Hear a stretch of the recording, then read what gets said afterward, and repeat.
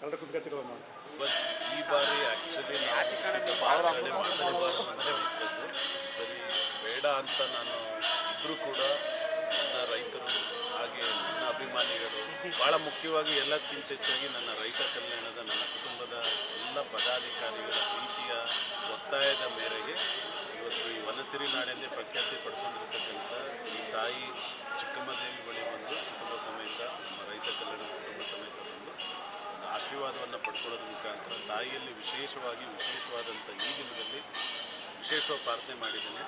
ಇವತ್ತೇನು ನಾಡಿನ ಸಮಸ್ತ ರೈತ ಬಾಂಧವರ ಬದುಕನ್ನು ಹಸನ್ಗೊಳಿಸೋದ್ರ ಜೊತೆಗೆ ಅವರ ಆರ್ಥಿಕತೆಯ ಭದ್ರತೆಯೊಂದಿಗೆ ಅವರು ಉನ್ನತ ಮಟ್ಟದಲ್ಲಿ ಬದುಕುವಂಥ ಶಕ್ತಿಯನ್ನು ದಯಪಾಲಿಸಿ ಇಲ್ಲಿವರೆಗೆ ಪಟ್ಟಂಥ ಕಷ್ಟ ಇನ್ನು ಮುಂದೆ ನನ್ನ ಅನ್ನದಾತರಿಗೆ ಬೇಡ, ಅವರು ಸಮಾಜದಲ್ಲಿ ಒಂದು ಗೌರವಯುತವಾದಂಥ ಬದುಕನ್ನು ನಡೆಸೋದ್ರ ಜೊತೆಗೆ ಅವರು ಕೂಡ ಸಮಾಜದಲ್ಲಿ ಒಂದು ಉನ್ನತ ಮಟ್ಟದಲ್ಲಿ ಸಾಯವ ಸಿರಿವಂತರಾಗಿ ಬದುಕುವಂಥ ನಿಟ್ಟಿನಲ್ಲಿ ಅವ್ರನ್ನೂ ಕೂಡ ತಾಯಿ ಹಾರೈಸಲಿ ಅಂತೇಳಿ ಈ ಸಂದರ್ಭದಲ್ಲಿ ವಿಶೇಷವಾಗಿ ಈ ಪುಣ್ಯ ಭೂಮಿ ಕರ್ಮಭೂಮಿಯಲ್ಲಿ ಕೇಳ್ಕೊಳ್ತೀವಿ. ಸಾಮಾನ್ಯವಾಗಿ ಜನಪ್ರತಿನಿಧಿಗೆ ಅಂದರೆ MLA ಆಗಲಿ MP ಆಗಲಿ ಮತ್ತು ಸಚಿವರಿಗೆಲ್ಲ ಅವ್ರಿಗೆ ಒಂದು ಈ ರೀತಿ ಒಂದು ಬೆಂಬಲ ಇರೋದು ನೋಡಿ, ಬೆಂಬಲಿಗರಿರೋದನ್ನು ನೋಡಿದ್ದೀವಿ.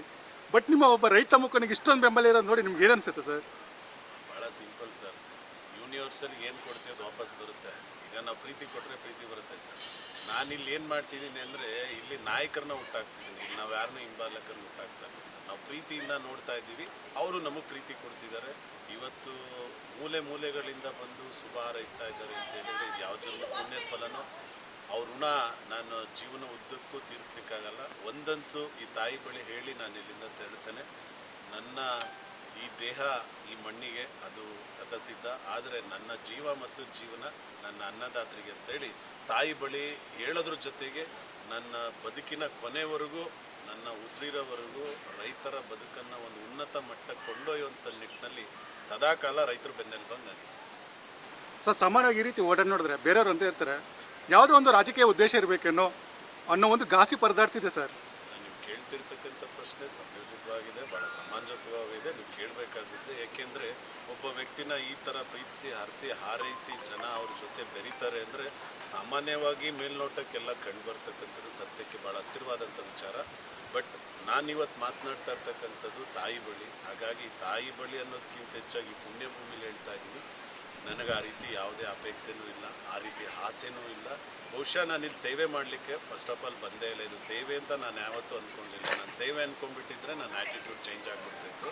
ಒಬ್ಬ ಸಾಮಾನ್ಯ ಪ್ರಜೆಯಾಗಿ ನಾನು ಈ ಅನ್ನ ಕೊಟ್ಟ ಅನ್ನದಾತರ ಈ ಪುಣ್ಯಭೂಮಿ ಮಣ್ಣಿನ ಋಣ ತೀರಿಸಲಿಕ್ಕೋಸ್ಕರ ನಾನೊಬ್ಬ ಕೆಲಸ ಮಾಡಲಿಕ್ಕೆ ಬಂದಿದ್ದೀನಿ. ಇದು ನನ್ನ ಜವಾಬ್ದಾರಿ ಮತ್ತು ಕರ್ತವ್ಯ ಅಂದ್ಕೊಂಡಿದ್ದೀನಿ. ಯಾವುದೇ ಕಾರಣಕ್ಕೂ ಇದು ರಾಜಕೀಯಕ್ಕೆ ಸಂಬಂಧ ಪಡುವಂಥ ವಿಚಾರನೇ ಅಲ್ಲ ಸರ್. ಸಾಮಾನ್ಯವಾಗಿ ರೈತ ಏನೋ ಸಂಕಷ್ಟ ಸಿಲುಕಿದಾಗ ಅವ್ನ ಬಾಯಲ್ಲಿ ಮೊದಲು ಬರೋ ಪದನೇ ಚಂದನಗೌಡ ಭೂಮಿಪುತ್ರ ಅನ್ನೋದು.